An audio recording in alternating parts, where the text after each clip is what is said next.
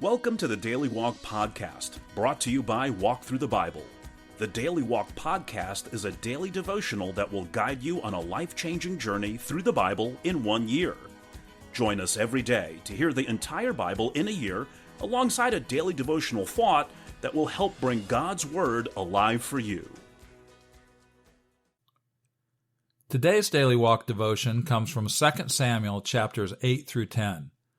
Once David has consolidated his nation politically and religiously, he turns to the task of being God's man of war.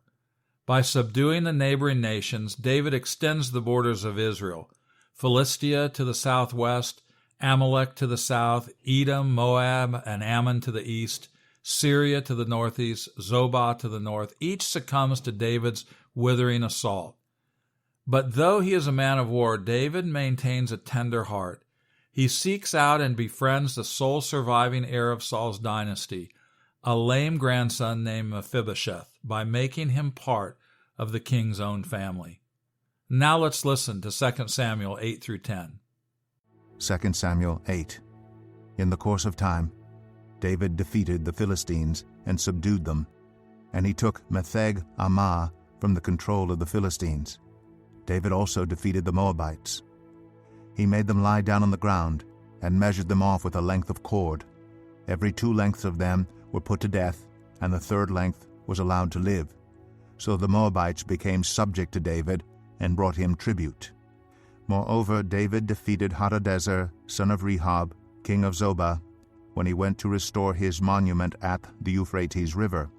David captured 1,000 of his chariots, 7,000 charioteers, and 20,000 foot soldiers. He hamstrung all but 100 of the chariot horses. When the Arameans of Damascus came to help Hadadezer, king of Zobah, David struck down 22,000 of them. He put garrisons in the Aramean kingdom of Damascus, and the Arameans became subject to him and brought tribute. The Lord gave David victory wherever he went. David took the gold shields that belonged to the officers of Hadadezer and brought them to Jerusalem.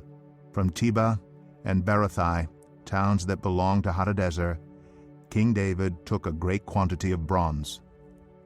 When Tu, king of Hamath, heard that David had defeated the entire army of Hadadezer, he sent his son Joram to King David to greet him and congratulate him on his victory in battle over Hadadezer, who had been at war with Tu. Joram brought with him articles of silver, of gold, and of bronze. King David dedicated these articles to the Lord, as he had done with the silver and gold from all the nations he had subdued: Edom and Moab, the Ammonites and the Philistines, and Amalek.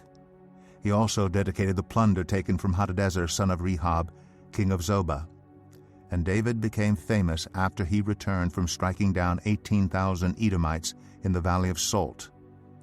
He put garrisons throughout Edom, and all the Edomites became subject to David.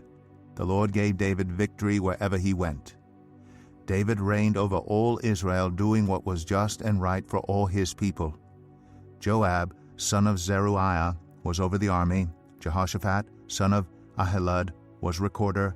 Zadok, son of Ahitub, and Ahimelech, son of Abiathar, were priests. Seraiah was secretary.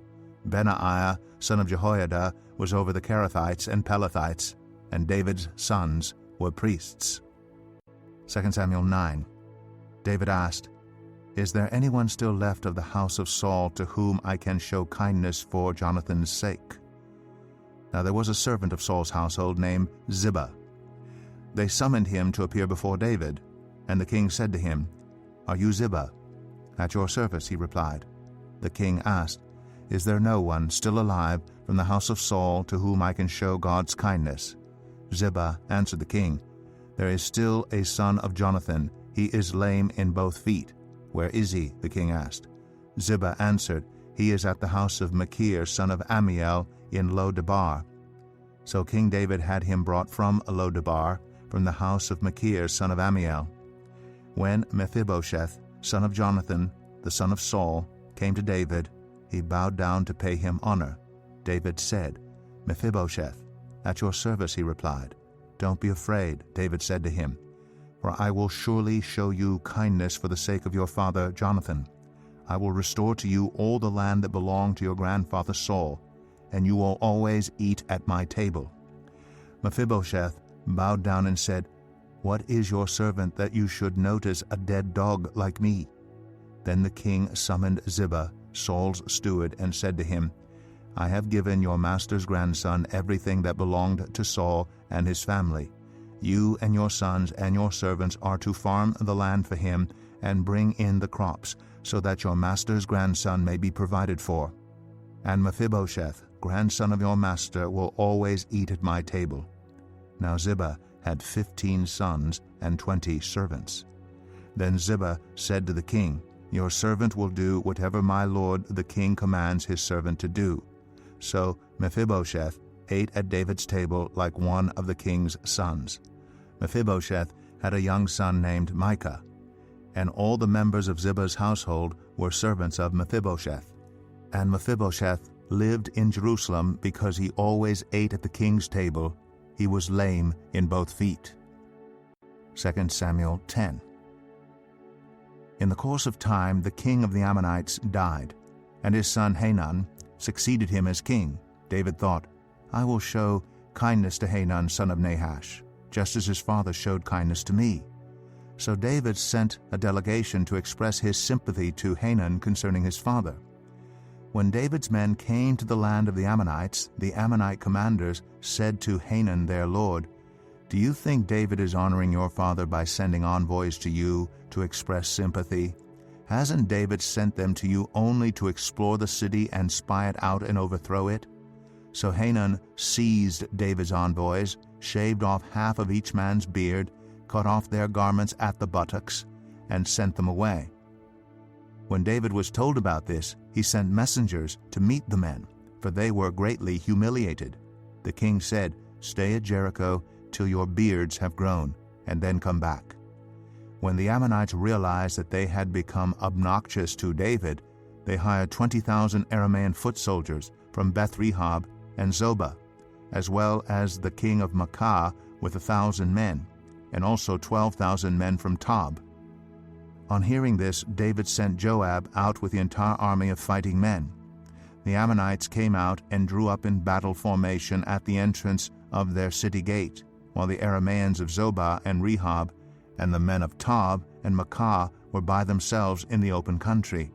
Joab saw that there were battle lines in front of him and behind him, so he selected some of the best troops in Israel and deployed them against the Arameans.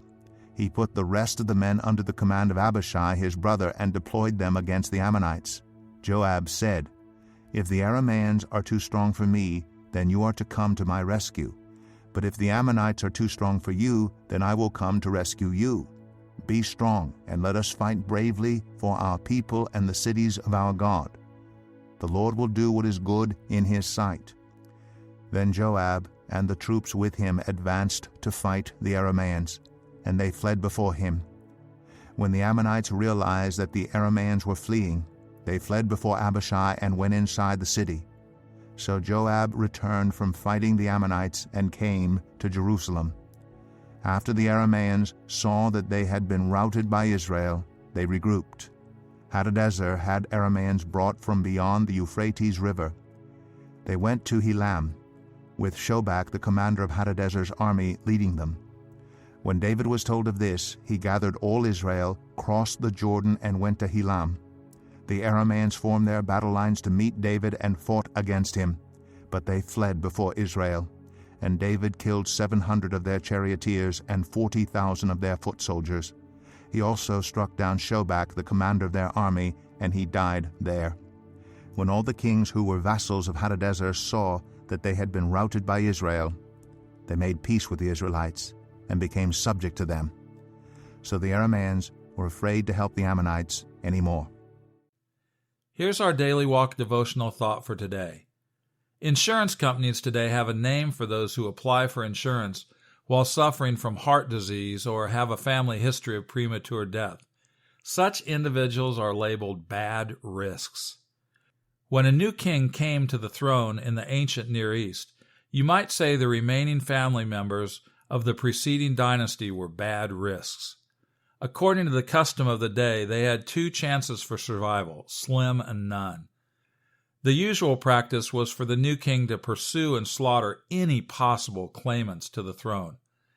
That's why David's gesture of mercy and clemency to Mephibosheth was so amazing. God's grace to us, which is illustrated by this story, is even greater. God demonstrates His own love for us in this: while we were still sinners, Christ died for us, Romans 5:8 says. If you have never received God's grace, do it right now. If you have, then thank God anew for it. Then look for a Mephibosheth in your life who needs to learn about God's love and forgiveness from you. Thank you for joining us today for the Daily Walk Podcast from Walk Thru the Bible. Be with us tomorrow as we continue our life-changing journey through the Bible in a year. Love this episode of the Daily Walk Podcast? We'd love for you to rate and give us a review on iTunes or Google Play. Make sure you subscribe so you won't miss an episode as we walk through God's Word together. For more resources to help you live God's Word, visit walkthru.org. That's WALKTHRU.org. Walk through the Bible. Take a walk, change the world.